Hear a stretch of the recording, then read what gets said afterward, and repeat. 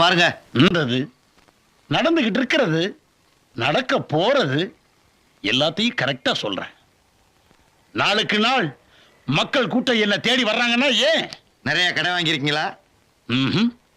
அந்த அளவுக்கு மக்கள் என்ன நம்புறாங்க, என் ஜோசியத்தை நம்புறாங்க.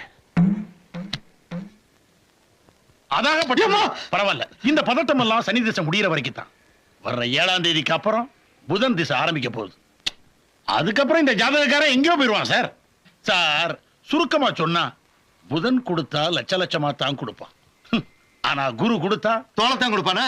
அதை கீழே போடுங்க சார், கோடி கோடியா கொடுப்பான். புரிஞ்சதா? 54 வயசுல இவனுக்கு சுக்கிர தசை வருது. அந்த நேரத்துல இவன் நம்ம நாட்டுக்கு பிரதம மந்திரியா வர்றது கூட வாய்ப்பு இருக்கு. கேட்டுக்க. இந்த ஜாதகக்காரனுக்கு 8ஆம்